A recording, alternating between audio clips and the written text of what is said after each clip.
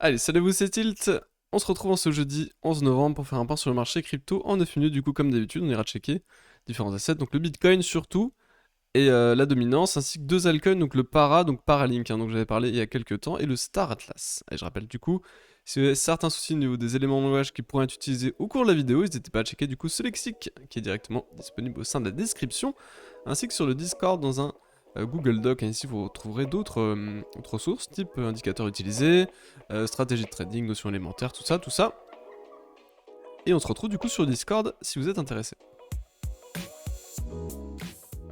Alors, donc le Bitcoin, d'un point de vue hebdo, bon, la scène pour l'instant n'est pas du tout clôturée, on est à 3 jours, il nous reste encore 3 jours et 9 heures, donc il reste encore de la marge. Pour l'instant, on est venu chercher cette bande de Bollinger 50 périodes qui, pour l'instant, effectivement, retient le cours à 2 reprises, ici, on le voit ici, et ici. Donc c'est pas forcément très encourageant, parce que, effectivement, si on veut déclencher une tendance derrière, il faudrait quand même à l'idéal passer au-dessus de cette bande de Bollinger. Et pour l'instant, on voit que cette grosse zone de borne haute, finalement, ne cède pas d'un point de vue hebdomadaire. Donc voilà, il faudrait à l'idéal, vraiment, à la fin de la semaine, clôturer. Aller au-dessus des 67 000, ce serait bien en termes en cours de clôture hebdomadaire, au-dessus de 67 000, au-dessus pardon, de 67 000. Pour moi, ça donnerait un vrai signal tendanciel. Là, c'est moins clair. Si on clôture en l'état, déjà c'est une bougie de retournement, donc c'est pas bon signe.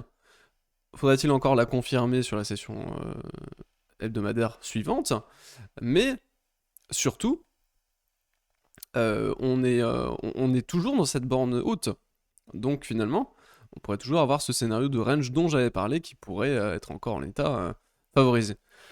En 3 jours, on voit quand même qu'on a breaké.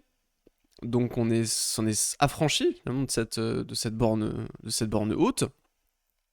Ça pourrait être qu'un pullback finalement, d'un point de vue 3 jours. Quand on regarde ça d'un point de vue 3 jours, ça ne pourrait être qu'un pullback. On a quand même de la divergence potentielle ici. Bon, forcément, si ça continue et on continue de monter, bon, bah, il y aura plus de divergence, donc ce n'est que potentiel. Il n'y a pas de signaux, il n'y a pas de setup, il n'y a pas de cross baissier. On a toujours un momentum ici, un second cycle acheteur ici en expansion, donc pour l'instant, pas de problème à ce niveau-là. Par contre, d'un point de vue daily, effectivement, là, ça commence à ralentir. Quand on zoome sur les UT, on détecte quand même cette divergence qui est quand même assez puissante. Pour l'instant, on n'a pas pareil de setup. Donc il faudrait maintenant que ce petit cycle acheteur ici, rebascule vers les zones de neutralité et ensuite envoie du coup un signal bear sur le WT cross pour très certainement ici valider un signal qui sera plutôt vendeur. Ou en tout cas de prise de profit qui pourrait marquer une borne haute ici, 3 jours ou hebdomadaire. Donc ça c'était le scénario que j'avais évoqué la semaine dernière. C'était un des scénarios potentiels en tout cas. On est toujours tenu là maintenant par cette borne haute de cet ancien range finalement ici vers les 64 000 en fait, qui du coup ici a servi de support en l'état. On est toujours dans ce Vegas H1. Donc Vegas H1 qui... Donc ici voilà, on était dans ce range là. Donc le Vegas H1 était totalement au milieu, donc là clairement c'était un range. Là on est du coup, on est sorti par le haut, on a même carrément refait un ATH. Et là pour l'instant on pull back. Donc bon, bah d'un point de vue horaire, c'est pas si mauvais signe que ça. C'est pas si mauvais signe que ça, on n'a pas vraiment de divergence ici. Sur le momentum, on n'a pas deux cycles ici bien distincts qui nous permettraient aussi de détecter des divergences sur l'horaire, sur le H4, je veux dire. Donc pour l'instant, c'est pas dramatique, pas du tout. Ça peut être juste on va dire, une chasse au stop, avant de repartir un peu plus fort. Donc honnêtement, pour l'instant, c'est pas dramatique. Il va falloir surtout pour moi vérifier ce daily. Si le daily commence à donner des signaux, si on continue à baisser ici et qu'on active des signaux bear ici, bah là par contre ça va être compliqué. Je pense que si on active un signal bear en daily, on risque derrière de décrocher et de perdre ce Vegas H4 dans la foulée. Et très certainement après, si on perd le Vegas H4, le problème c'est qu'on perd ce creux. Si on perd ce creux, je pense qu'on perdra. On a notre forte chance derrière d'aller du coup perdre le Vegas H4, donc perdre le pivot, etc. Et déclencher des effets dominos, de stop en cascade, pour au final après se retrouver là, dans cette borne de donc le Vegas Daily entre 50 000 et 48 000. Je rappelle, si on y va, c'est encore bullish, attention, si on va à 45 000, c'est encore bullish. Il n'y a pas de problème, en soi, on peut y aller, et c'est pas un souci. C'est pas un souci. Voilà du coup pour ça. Bon, à peu près pour le Bitcoin, hein, ça devrait suffire, je pense, pour l'analyse.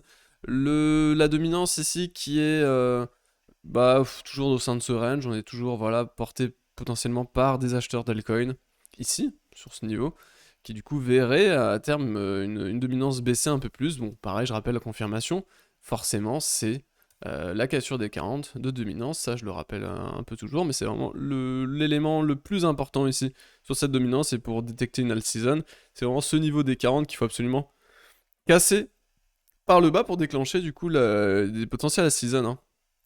Bon, ça veut pas dire que du coup on reproduira des schémas qui seront identiques à ceux qu'on a pu avoir en 2017, c'est-à-dire tout pump dans tous les sens. Je pense qu'il faudra quand même isoler un peu plus ces secteurs. Mais je pense que dans l'idée, on aurait, s'il y a un ou deux secteurs qui sont très porteurs, type métaverse, etc., ça peut être intéressant d'aller checker du coup des altcoins dans ce type de secteur si on casse ce niveau des 40.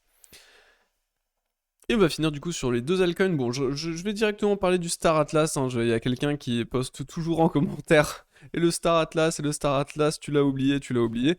On va regarder ça du coup. Donc le Star Atlas, pas de problème en soi. Regarde, on a eu, on en avait parlé nous ici, hein. On avait acheté les, enfin moi j'avais acheté les 12.